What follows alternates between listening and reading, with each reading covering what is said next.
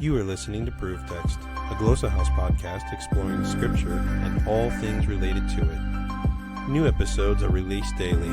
For more information, check out glossahouse.com and subscribe to our channels on Spotify and YouTube. Welcome and enjoy. Hello and welcome to Proof Text and Glossa House TV. I'm Michael Halcomb, and today I have the great privilege of having Jason Staples, Dr. Jason Staples, on the show. Dr. Staples is a teaching professor in the Department of Philosophy and Religious Studies at North Carolina State University. That's still the case, yeah? That's still where you're at? Indeed. Oh, it froze on me. You're still at North Carolina University, yeah? North Carolina State, yes. You got it right the first time. State. Yes, North Carolina State University. Yeah, I'm looking at your website where I'm pulling this from. So for those of you interested, head over to jasonstaples.com. But listed as a speaker, a journalist, a voice actor, and a former American football coach. I didn't know that about you until I read that on your site. Is that a high school coach? What is that? Football coach. Yeah, I coached a few years in high school. I played in college, or at least, was a practice dummy for a good program in college, and then coached a few years in high school, and then have done sports media, football analysis, that sort of thing, for 15 years as a side gig, because otherwise I wouldn't be able to feed my family, not on an adjunct salary. So, given a normal year, say anywhere between $10,000 and $22,000 or $23,000 a year, somewhere like that, is normal for an adjunct in my type of position, which is actually more than the norm nationally. It's good. I've got a good position as adjunct positions go, but it means you better have other careers. And so, right. So yeah, the sports side has helped keep us fed. Excellent. That's pretty cool. I didn't know that about you. You've recently, a couple of your books are really catching some attention, and I want to talk about those. We can talk about whatever you want to talk about, but one of the books is The Idea of Israel in Second Temple Judaism, a new theory of people, exile, and Israelite identity. That's with Cambridge, published in 2021. And then the follow-up, Paul and the Resurrection of Israel, Jews, former Gentiles, Israelites, also published by Cambridge University Press in 2023. And so yeah, I want to talk a little bit. Let's start by talking just about the first one. So the idea of Israel in Second Temple Judaism, I've started reading this. I haven't gotten all the way through this. I've also read a few reviews on it just in prep for the conversation. But where are you going with that book? Like, what's the thesis of the book? The basics are pretty simple. One is that modern biblical scholarship has made a grave mistake, a foundational mistake, in essentially identifying the terms Israelite and Jew as though they were completely coextensive and synonymous, such that, if someone says Jew, they mean, Israelite, and if someone says Israel, they mean the Jews, when all the evidence that we can gather from the Second Temple period, from, the time of the Babylonian, essentially the time from the destruction of the first temple, of Solomon's temple, through the first century CE, so through the transition of the eras and the beginnings of early Christianity, that wasn't the case. Those two terms actually had separate meanings, but overlapping meanings. So, the first thesis of the book is essentially that when we look at those terms and the ideas attached to those terms in antiquity, Jews are a part of Israel, but they are not all of Israel. And Israel includes Jews, but is not solely limited to Jews. And this is basically, again, because it goes back to the idea of prior to the Babylonian exile. And you look at the biblical record and all of this, you see that there was at least some sort of memory of a 12-tribe entity that included lots of people who were not from Judah or the tribes that sort of became associated with the kingdom of Judah. So, for your listeners, if you're listening to this podcast, you probably know the Bible well enough to know that there was a kingdom of Israel and a kingdom of Judah. And in the kingdom of Israel, you had 9.5 or 10 tribes, depending on how you do the math. There's 12 tribes, but there's really 13 tribes. And that whole thing is tricky because of Ephraim and Manasseh and how Levi fits in and all that. But anyway, you have the northern kingdom of Israel, who are Israelites. And then you have the southern kingdom of Judah, which previously had ruled over all Israel, which included both Judah and Israel. But they're not Israelites in the way that the northern Israelites are. Right. And then the Assyrians come in the 8th century, and the northern kingdom of Israel ceases to be an independent kingdom. And actually, certain portions of that northern kingdom over the course of the sort of the long 8th century BCE, essentially those areas sort of get depopulated systematically, actually, by the Assyrians. So you look at the Galilee, for example, gets the population gets cut by about 90% in certain areas from sort of the early part of the long 8th century until the turn of the century later. So, I mean, it's pretty significant with the campaigns of Tiglath-Pileser III and some of the ones that followed up. The whole Transjordan area where you had the traditional, tribe of Reuben and the half tribe of Manasseh and all of that, they kind of get pared down, and you just don't see some of the independent Israelite identity in those areas in the same way at a certain point. Nevertheless, a lot of people do continue to remain in the land as Israelites. These are, people from Ephraim and Manasseh and, some of these other tribes that do not consider themselves attached to Judah. And then when you get to the Babylonian exile, you start to see this word Jew pop up in various early Jewish texts. And it consistently refers to people from the southern kingdom of Judah or from the descendants of those people. And really what that means is Judahite, what we translate as Jew, Yehudim or Judaioi, these terms in Hebrew, Greek, Aramaic, these terms refer to people from the southern portion of that greater Israel. And those northerners, people from Ephraim and Manasseh and all that, some of whom had remained in the land, some of whom were scattered, they were never Jews. They were not considered Jews. They did not consider themselves Jews. And in fact, we see evidence of a rivalry between these two groups going back, according to the biblical record, going back to the time, even of David, where you have some squabbles between them, even though David is ruling over both groups. But certainly to the time of Rehoboam and the division between the kingdoms and all of that, there's a lot of difference between those two groups. So Jews are a part of this greater Israel, but then you have Israelites who are not Jews.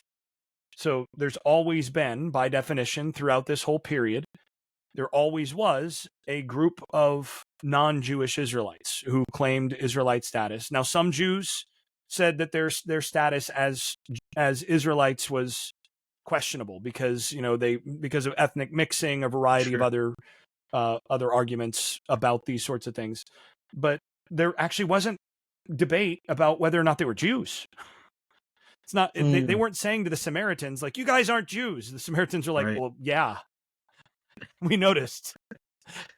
But the question of whether they were Israelites or not, that was a live question.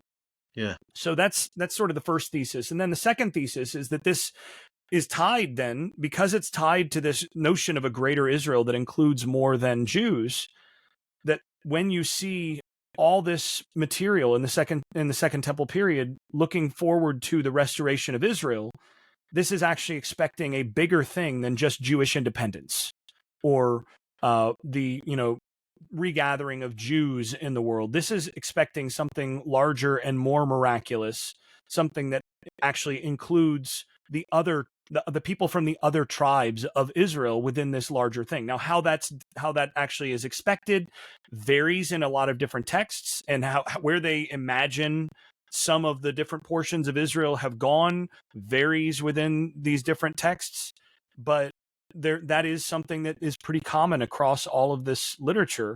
And so that's essentially the primary thesis of that book, is essentially a corrective to say, look, a lot of things make a lot more sense if we just treat these terms the way that they actually treated them in this period. And certain things don't actually make any sense if we equate terms that they didn't equate.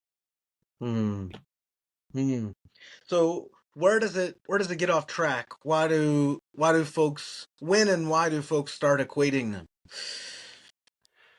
Well, I think there's sort of a long history and a short history of this. The shorter history is probably the more interesting one in certain respects, and that is that within biblical scholarship, this more or less ties to the Theological Dictionary of the Old Testament, or the German version that was published in the late 1930s.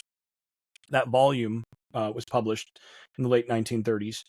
And there was an entry in there that basically has been widely cited by essentially everybody who has referenced anything about Jews or Israel or Israelites ever since in terms of this period. And it's an entry by K.G. Kuhn, Karl Kuhn, and it's the entry on Israelites, Jews, and Hebrews in the Second Temple, in the Second Temple period.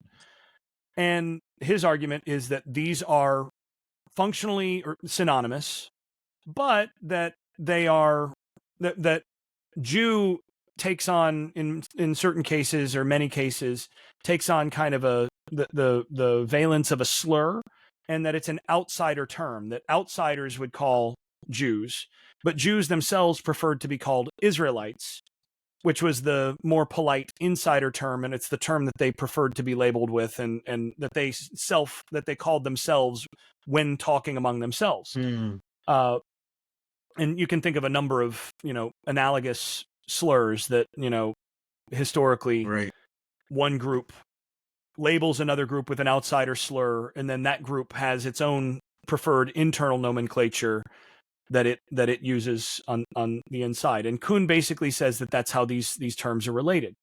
Now, the problem is, well, there's a number of problems, but one of the main problems is that there's no evidence for Jew being used as a slur in this period. It does not have the negative connotation that Kuhn kind of presumes that it does. Nor does it make any sense to say that it's an outsider term that appears all this time in insider Jewish literature. But essentially you have to get to this idea that when Jews were writing and then they wrote an outsider into their own insider literature, they would have the outsider use the word Jew, whereas other characters wouldn't. And then if you try to apply that, it doesn't hold up. And there was a lot of analysis of this where people said, well, it doesn't really work in this, but overall we can hold to this. It doesn't hold up. So that's number one. Number two is, once you realize that doesn't work with the ancient data, you might ask the question, where did he get this idea to begin with? And that's when you go, well, here's the thing. K.G. Kuhn was not only a Nazi, he was one of the first 1,000 people to join the Nazi SA, the Sturmabteilung, and actually would do his lectures on rabbinic Judaism in full SA uniform with the honor dagger, on his side and all this, lecturing on Judaism as a representative of the Nazi Party. And he wrote multiple articles on the Jewish problem, so-called Jewish problem, and world Judaism for the anti-Semitic, quasi-scholarly journal that was run by Walter Frank and essentially served as a propaganda arm for the Nazi Party. This is who was writing that article. And in his context, yeah, it was insulting to call someone a Jew. It carried a negative connotation in that world, in 1930s Germany. Yeah, It did. And Jews in 1930s Germany preferred to call themselves Israelites, the Israelitische Gemeinde, the Israelite community. I wonder why that is. Yeah. It's because in Germany, for many years, to be called a Jew was a slur. Whereas if someone was referred to by the name of Israel, this was respectful, because Israel is still the people of God. In the New Testament, even you see this reference. And so to call someone an Israelite is to sort of highlight that covenantal connection. Whereas Jew, carries these things going all the way back to the Gospel of John, where have certain Jews, at least. You have the Jews opposing Jesus. Now, of course, Jesus himself is a Jew. It explicitly says that in the Gospel of John. So it's more complicated. But that's the long history when you go back through the whole history of Christian anti-Semitism and what grew into Germany. But in terms of how this fed into scholarship and became a widespread assumption, there's your sort of spring, your source from which all that sprung. And it's not a pretty history. And there's a lot of nastiness in this history and in scholarship. Right. You're talking about the terms. I'm curious, about your perspective on Samaritans. They considered Israelites, obviously not Jews. Talk a little bit about that. I'm thinking obviously of the Good Samaritan story, but often the Samaritans are read as though they are outside the covenant people. They're not Israelites. Uh, that's my own position is that they are considered Israelites. I'm curious where you fall on that. Would you just blast me out, or would you agree with that? Well, and the thing is, when you look at this period, there's a lot of debate over who is in and who is out of the covenant community. And the covenant community is Israel, right? So when you're talking about who is in covenant with God, the heirs to the covenant of Abraham are always Israel. It's always Israel that is the proper heir to the full covenant with Abraham. Others may, come in and participate as, proselytes or as gerim, Right. these sorts of things as the equivalent of a resident alien, in a new context. You still have room for people to participate in the overflow from Israel, but the covenant people, if you're going to be a part of the covenant people, you're part of Israel. Now, if you read the Dead Sea Scrolls, the people that they regard as currently properly in the covenant people of Israel it does not include all the Jews in the land or in the diaspora. They make a very strong case. They argue rather rabidly, rather aggressively, that many Jews of their day are in fact children of Belial, sons of Belial, essentially the devil, and are not actually the seed of Abraham, and are, the children of darkness, and are going to be wiped away when God restores Israel properly. But their own group that is properly keeping the Torah in specific ways is kind of the vanguard of this coming restoration. So they're sort of at the very, very beginning of it, and their obedience is actually kind of initiating. It's the first step towards that covenantal renewal. So for them, not even all Jews are in. Then you have other Jewish sects, and for them, like the Pharisees, for example, they're not doing things the right way. But if you ask the Pharisees are going to have a different answer on who's in and who's out.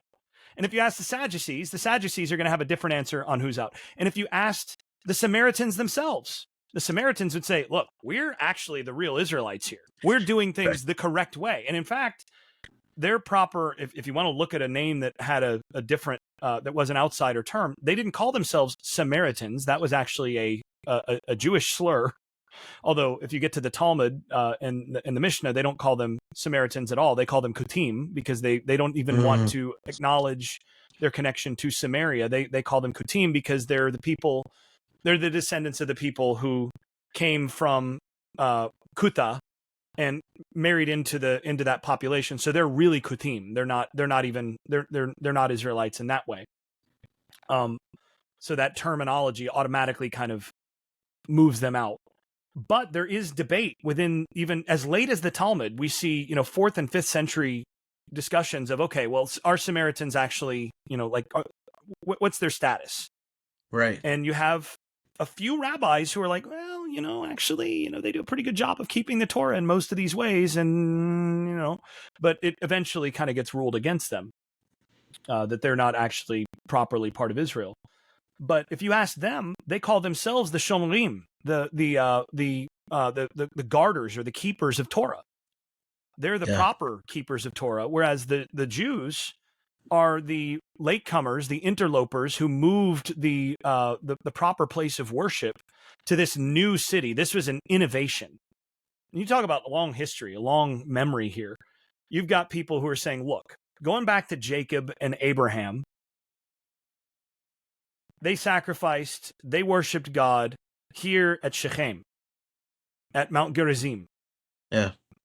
And if you go back to 1 Samuel, in the Jewish records, well, the Ark of the Covenant was at Shechem. It was at, essentially at Mount Gerizim. And then, they lost it. And then Shiloh as well, sort of in that same area. It's in that area. And then they lose the ark, they lose some battles or whatever, and then David takes over from the south and then establishes a wholly new shrine city. Not in Bethel, which is associated with Jacob, not in Shechem, which is associated with Abraham and also Jacob and Isaac. Not in any of those places, but in this completely new city, which had previously been a Canaanite city, a Jebusite city.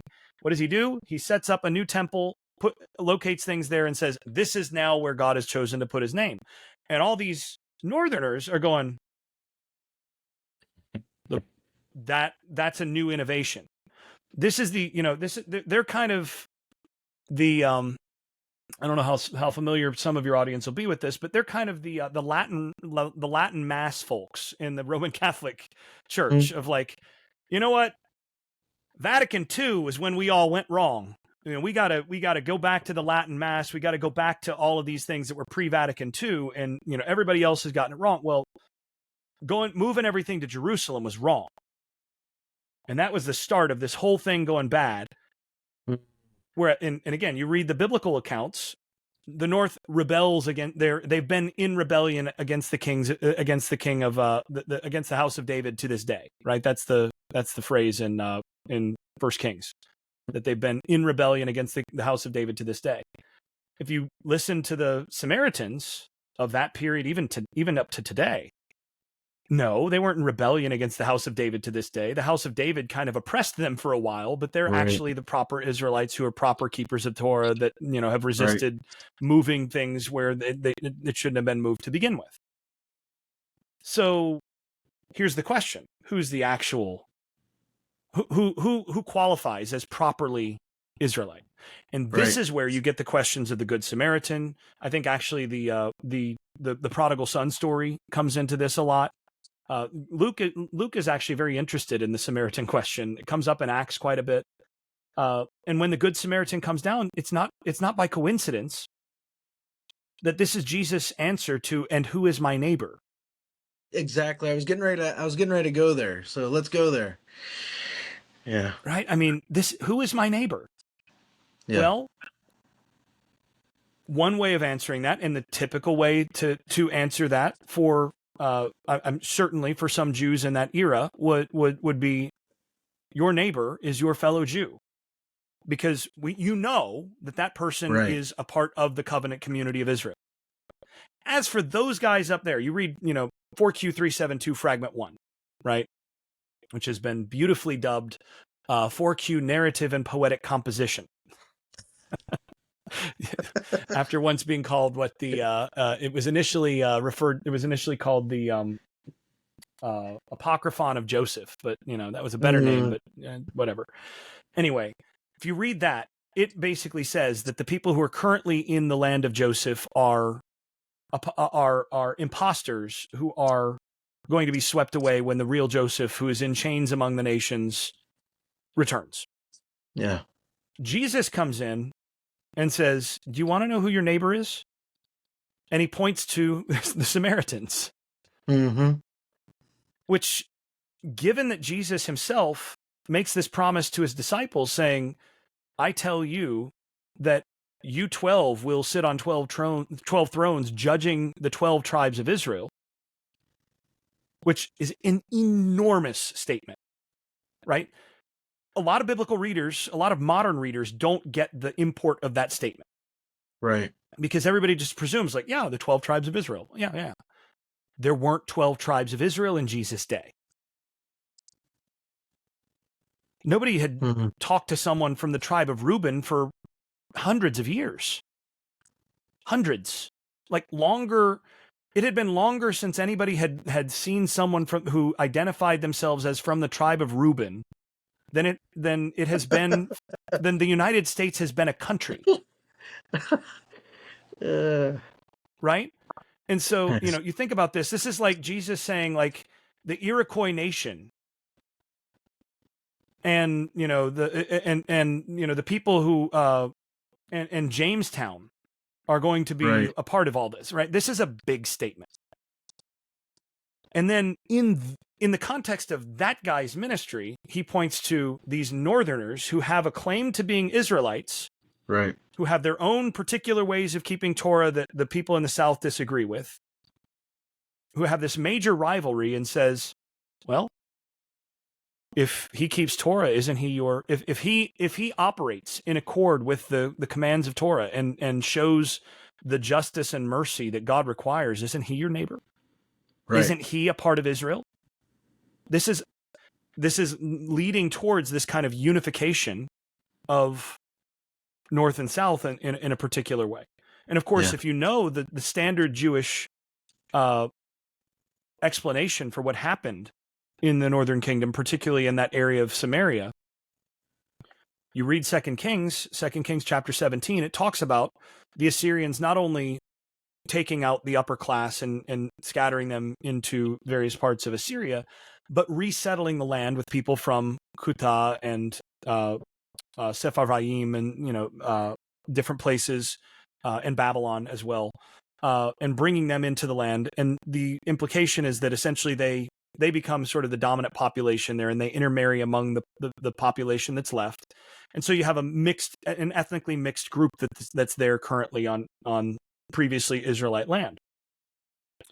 And the interesting thing, if you look at this from Luke Acts perspective, is Luke Acts ultimately goes to the nations actually come in and become a part of, people from the nations can come in and be a full part of the covenantal community. Right.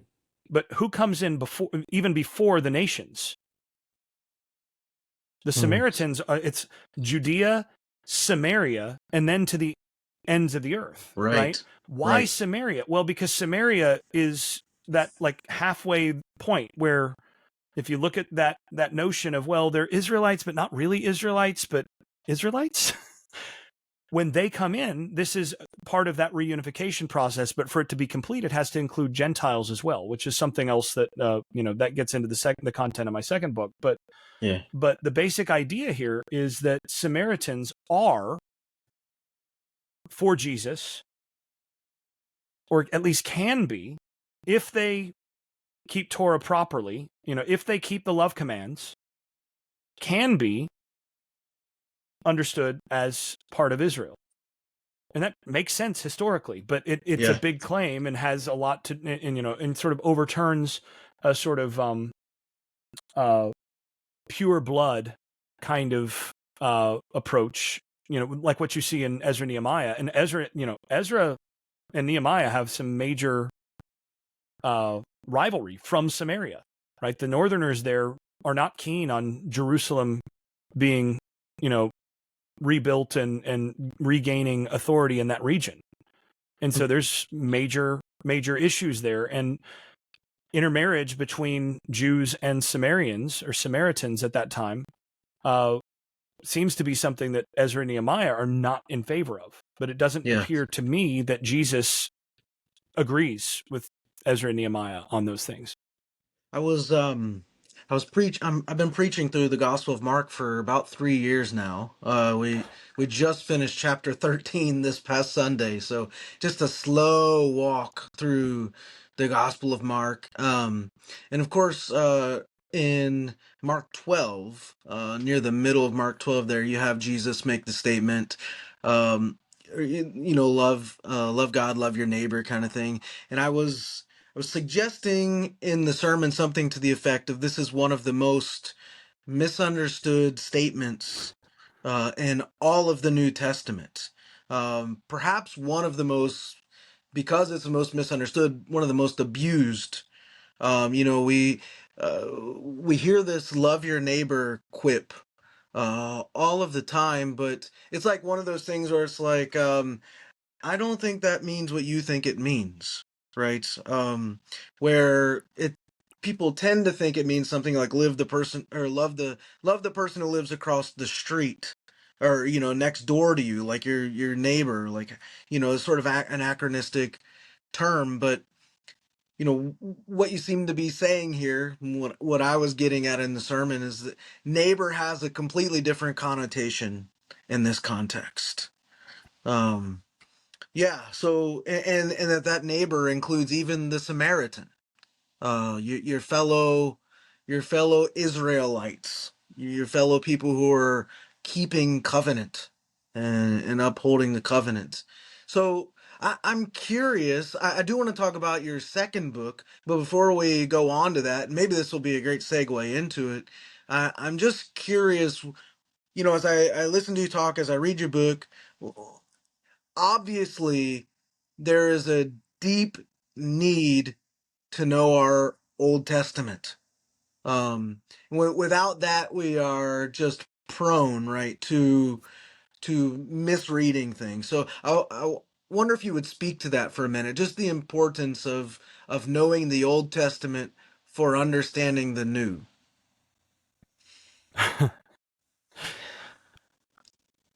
So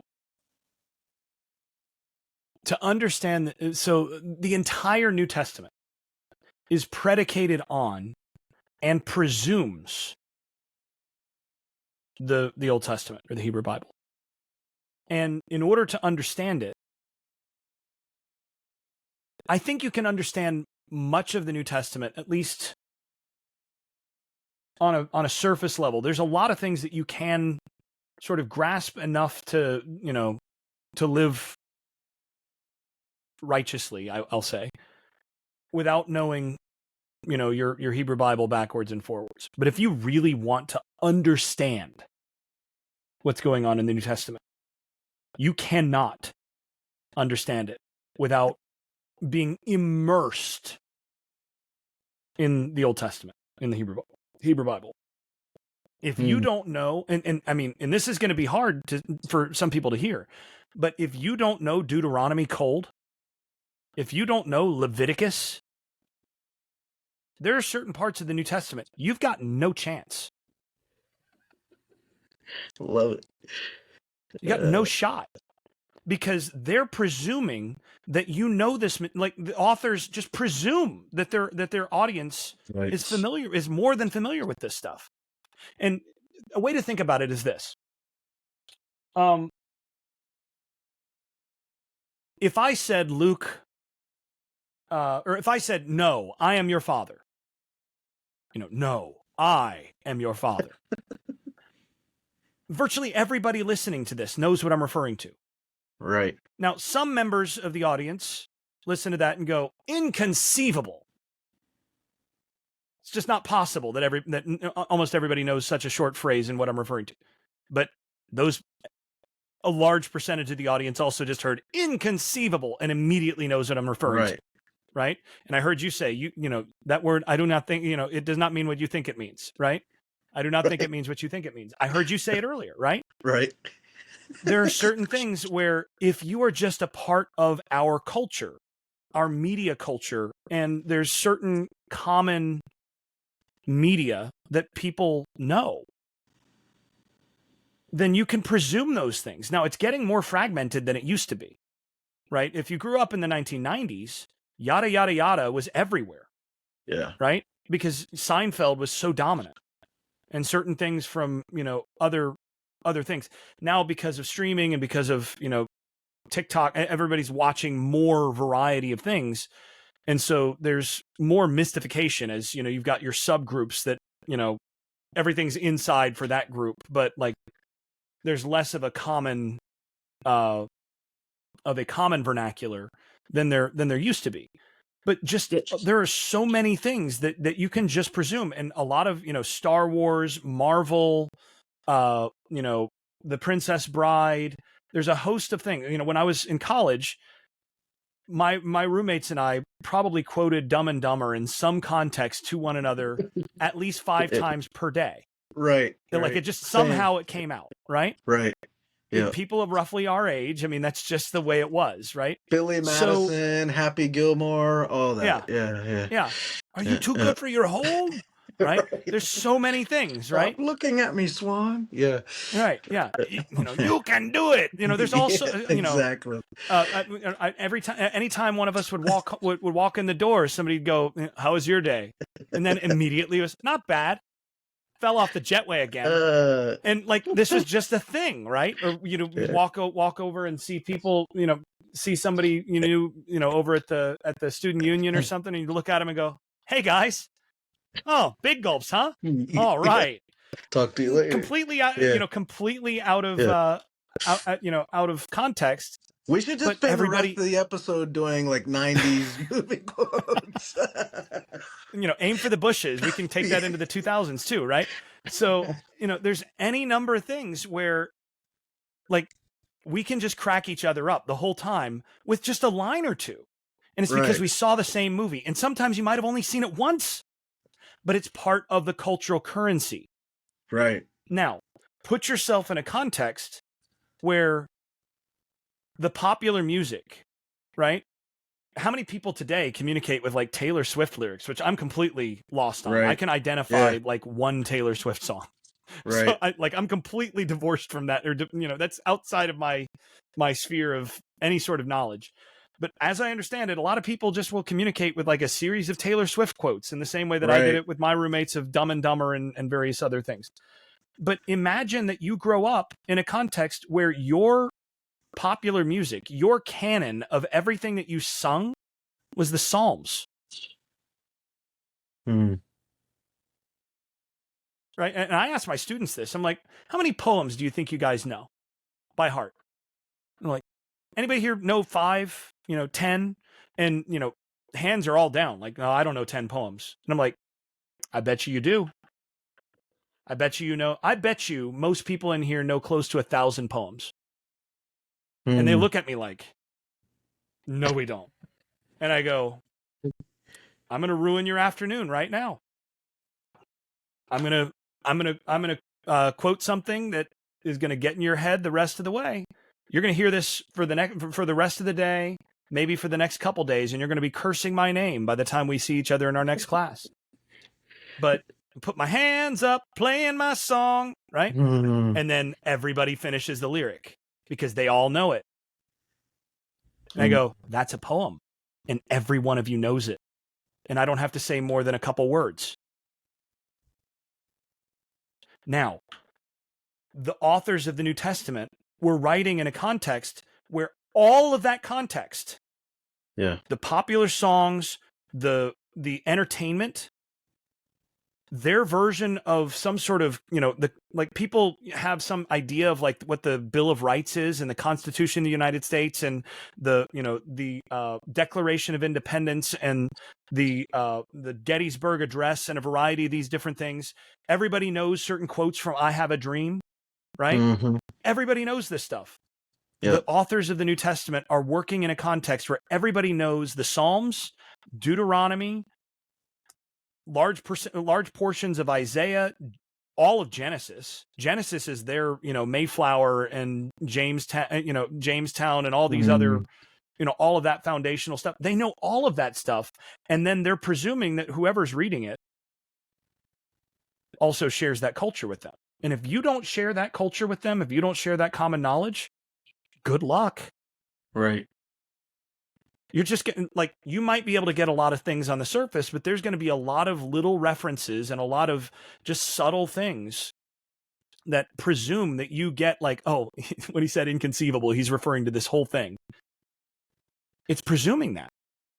And, if you read the Mishnah, you can see that even more evidently, right? Because that's written specifically for people who have, a lot of that background. And they're quoting parts of verses under the presumption that you just know. Right. And then they're making a ruling on the basis of that verse. And then somebody else comes back with a reply that, says, oh, no. And then quotes a part of another verse that then implies the entire surrounding context of that other verse. Right. And if you don't know those verses, you have no shot in the Mishnah. It's the same way in Romans. It's the same way in Mark. Mark is incredibly sophisticated with this stuff. Revelation is unreal. Yes. I mean, almost every single phrase in Revelation is a quote or some sort of slant quote from the Hebrew Bible, and occasionally from other early Jewish literature that's not in the Hebrew Bible. And so if you're missing that, if you don't have that, then your opportunity to really understand what's going on is minimal. Now, you might say, well, what chance do Gentiles have in this? Like, they're not growing up with that. They're specifically and explicitly being inaugurated or brought into the context by Jewish teachers like Paul, who are taking them through Deuteronomy and saying, see, here, Genesis, here. Right? What do you think Paul taught them when he had them for, 2-3 years? It wasn't just what was in Romans or in Galatians. He's working through the scriptures, which is the Hebrew Bible. So you have to have that. Otherwise, again, you're not going to understand things fully. So your follow-up, Paul and the resurrection of Israel, Jews, former Gentiles, Israelites. Let's talk a little bit about that. It's a great segue into that. And I know you deal largely with Romans. And so give us a window into what's going on. How big does that window need to be? Big enough that somebody listening or watching might be like, I need to get Jason's book tonight. Yeah. So the basic idea is there are a couple of basic ideas. The primary thing is that if you understand the basic inside of the first book, that Jews are Israelites, but not all Israelites are Jews, and that non-Jewish Israelites were, it was a presumed fact that not all Israelites were Jews. Once you have that, and that there was an expectation of a full 12-tribe restoration of Israel that would come sometime in the future. Once you have that framework, my case is once you have that and you understand certain foundational passages that Paul and some of the other New Testament authors keep going back to, and this is what I refer to as a kind of restoration, a nexus of restorationist texts. Once you understand some of those passages and then what they're doing with them, a lot of the most difficult passages in Paul suddenly just snap into place, and they make a lot of sense. It also means, though, that some of the passages that have previously been thought to be the easy ones were just misunderstood. So it requires a kind of reconfiguration of what Paul is doing. And so, first of all, the basic idea is that I argue that the Gentile mission that he has, where he's going out and bringing Gentiles into the body of Christ and into the covenant community, that he does not see this as separate from or distinct from the restoration of Israel. He thinks that this is a necessary component, a necessary part of Israel's restoration, specifically because he's looking at, okay, well, what happened to Reuben? What happened to Gad and Asher? What happened to Naphtali? What happened to the bulk of Israel? What happened to the Samaritans? The majority. So what I see him understanding, what I see him ultimately, what's kind of under the hood, if you look at just under the surface, is this idea that, and he, he's pulling it from Hosea and from 2 Kings 17, from a variety of different places, but he basically sees that the bulk of the northern kingdom of Israel when, in the wake of the Assyrian onslaught and all sorts of other things in the 8th century, in the centuries from that point forward, the bulk of the northern part of Israel assimilated among the nations and ceased to be ethnically Israelite in any meaningful way. So essentially, the bulk of northern Israel died in terms of any sort of ethnic, it died as a people, right? As a nation, as a people. And nevertheless, God made promises that he would restore the whole people of Israel. Yeah. So how is that done when essentially the tribe of Reuben is no more?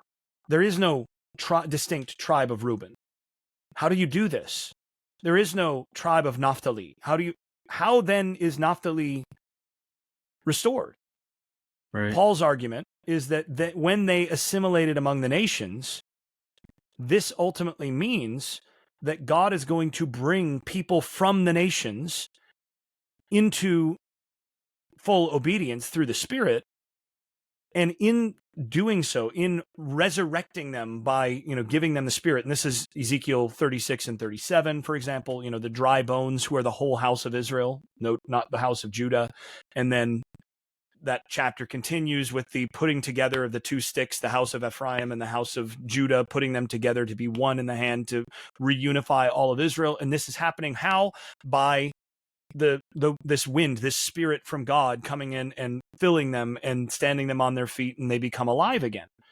Paul understands this as happening through Gentile people receiving the Spirit. When these Gentile people receive the Spirit, they are becoming a part of the covenant community. They're becoming resurrected Israelites from the nations, the very nations where Israel was scattered. And so, and then there's a sort of more cosmic end of this as well, where, the gods of the nations, in their struggle against Israel and Israel's God, they consume the people of Israel within them, and in so doing, think that they have vanquished the God of Israel, but that actually gives the God of Israel authority over all of their people as well. Right? That's because he has made that promise of restoration to his people, and his people are now in their people. So now all the nations are under the authority of the God of Israel. And this ties all of these things together. And we see that the covenantal promises to Israel they remain ethnic promises. They remain promises to the people of Israel, but they apply even to those who are coming in from the nations, who then essentially become ethnically transformed, ethnically converted to become Israelites again, because that has to happen in order for the promised restoration of Israel to be complete, in order for all Israel, not just Jews, to be saved. So this is sort of ground zero for that. And then there's a whole host of other things in terms of implications of what we do with that, of how we understand the rest of his gospel in terms of what it means to fulfill Torah, what's the role of the law in all of this, and how does the Messiah come into all, how is this done through the Messiah, and what does it mean when he says Messiah is the telos, or the end of the Torah, or of the law? What does that mean? These are all things that once we have the foundational pieces in place in terms of understanding how Israel's restoration and the ingathering of the nations are connected, all of that other stuff starts to make a lot more sense as well. So, who then is saved? I mean, that's an interest. This has some wide-ranging implications. He just made me laugh. Oh, that's great. Um, so I mean, this has wide-ranging implications, right? And this is a major question, I think. So With a little maybe we need to, significance. yeah, maybe we need to do more episodes on this, but just taking a quick stab at it. I mean, that's kind of not fair to ask that, but you know, I don't know. What kind of response would you throw our way? So for Paul, if you want to know what he thinks about, who is going to be saved, you go to Romans 2. First 10 verses, he says it very clearly. God is just, God judges equitably, and ultimately it is the doer of the Torah and not the hearer who is going to be vindicated or justified. And that those who do just actions and obey the will of God will receive as their reward eternal life. That's what he says. And then those who don't do those things and, do wickedness and do evil, he says, well, there's going to be tribulation and distress for those people, right? And destruction. That's Romans 2. And if you want to know what Paul thinks about who's going to be saved, I think it's right there. Now, interestingly, there's a whole wing of Pauline scholarship now that is arguing that Romans 2 is actually not what Paul thinks. That Paul's writing in the voice of someone else, saying things that he completely disagrees with in order to take it apart in future chapters. And that, this is the voice of someone else. It's not really what Paul thinks. This is, in fact, the opposite of what Paul thinks.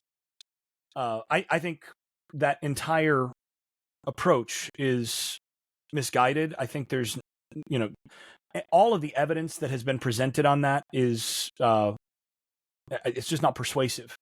It requires that every interpreter of Paul in antiquity completely missed all of the signals that group of scholars is saying is rhetorically obvious to any ancient reader, that this is a second voice that's saying things that Paul disagrees with. If that's the case, then why aren't the early readers who are reading Romans coming to that conclusion? Why is it that it took 20 centuries for someone to come out and say, oh, in fact, this isn't what Paul thinks at all? Why is it that all of the people who are native Greek speakers, who are in churches that are, second and third generation from Paul himself, of churches that Paul himself founded and discipled people in those churches, why did those readers who have all the advantages that we don't have, why didn't they see this obvious rhetorical stuff? Right. And the answer is that they're not 21st century people who want the gospel to be something that's a little bit nicer. Right. And want it to be more inclusive. Right.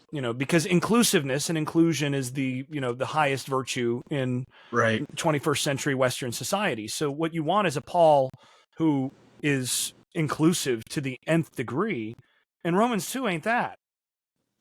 And, so that must be the opposite of what Paul is, because Paul is, of course, the gospel is inclusive, but for Paul, it's not. It's just not.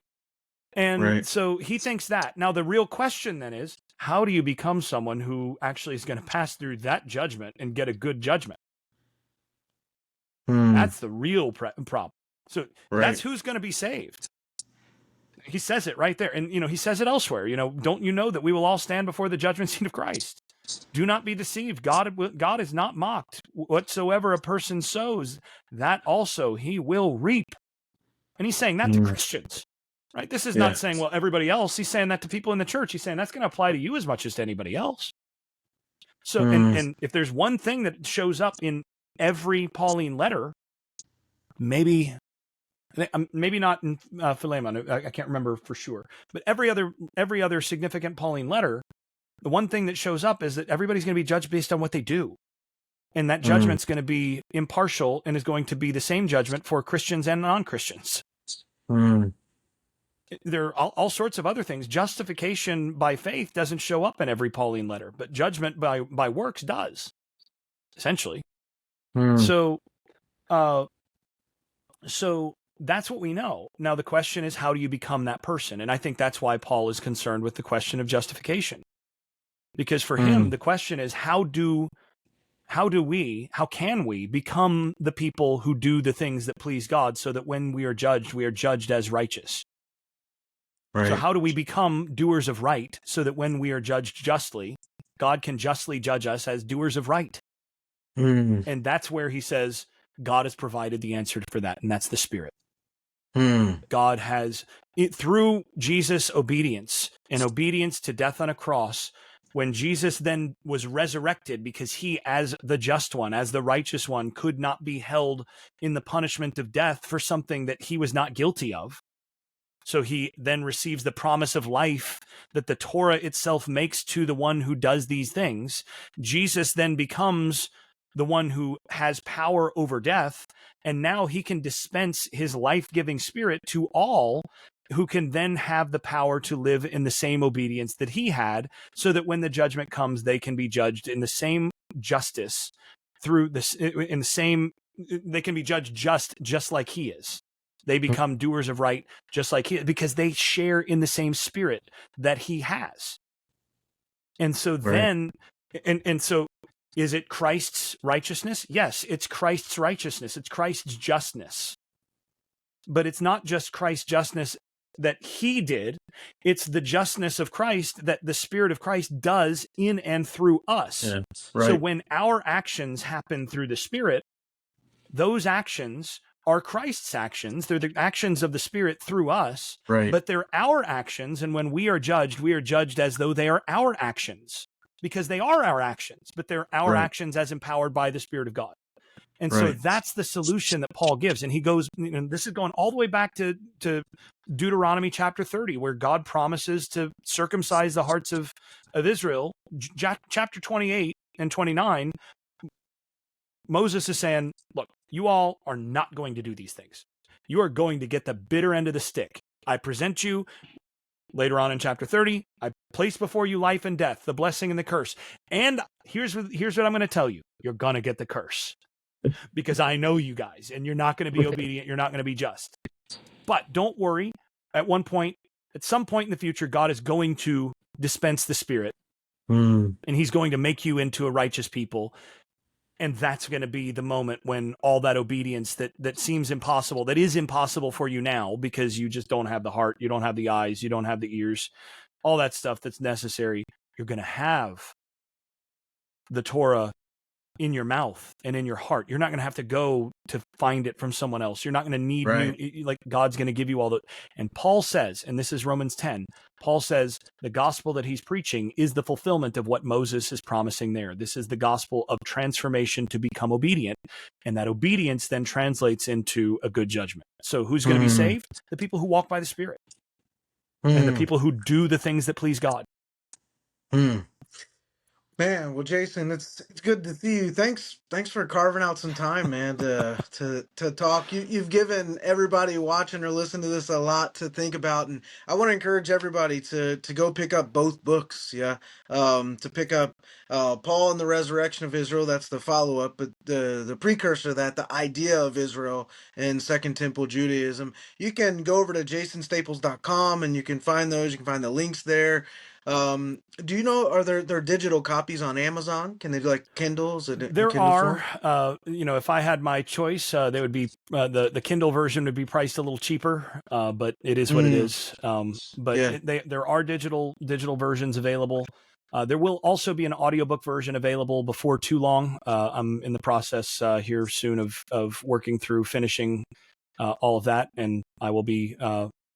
It's one of the nice things about the contract that I got with Cambridge is that they gave me full audiobook rights. So those excellent, audiobooks will be I will be reading those or finishing the reading of those and putting those together and then getting those out before too long. So those will both be available in audiobook hopefully within the next 6 months. excellent. Well, people can. I know you've got a Facebook page and you run a Substack. You do Twitter. You got a podcast. So you do all the things, and even your sports stuff is over there on the jasonstaples.com. So. Yeah, if you're watching or listening, head over and get some copies of those books and check out those social media. Follow Jason on there, and after you do that, head over to Glow's House, check out the things we've got going on. We've just released several new books, really good projects. Some Always more bangers coming. too. Yeah, thanks, man. I appreciate that. Always some good things coming down the pipeline. We just released at the time of this recording, Dr. Robert Homestead's Ethiopic Grammar, which is which is really just an incredible work. Yeah, so I'm excited about that. So go over, check out glowshouse.com, and yeah, if you are uh, watching and listening, check out the Proof Text podcast, the audio version of this, and the video version on our Glow House channel, which is really taking off. It's doing really well these days, and we're excited about that. We're about to, at the time of recording this, I think we're right on the cusp of 16,000 subscribers. So if you're not familiar, and this is your first time watching, listening, go check us out. Yeah. So Jason, Trying to man, find my thanks. copy of the book of the bilingual Jonah for children that you've got back Oh there. I've got yeah. mine back there for my kids and all that, and I couldn't find it on the shelf in time to put it up here on the screen. But also Yeah, some right great on. stuff for children as well from the Glossa House Yeah. Well, stuff we that you guys have put appreciate out. that. We appreciate that, and we've been talking for years about doing something with you, so maybe we'll make that happen in the near future. But yeah, man, keep up the good work. I'm thrilled for your success, happy for you, and it's fun to see your book really getting the attention. Your books getting the attention they are. So hopefully this will help a little bit. Yeah. Thanks so much, and So I'm yeah, thrilled to see you guys thriving as well with a lot of the stuff that you're putting out. So thanks for appreciate this. that. Always a pleasure. Yeah. Well, thanks everyone for watching. We're going to wrap it up there. We'll stop there and say we hope that helped. Interested in growing your ancient language skills but not sure where to start? Glow's House can help. From illustrated readers and short stories to lexicons and grammars, Glossa House offers a variety of resources for beginning, intermediate, and experienced ancient language learners. Head to glossahouse.com today. Glossa House, language resources for the global community.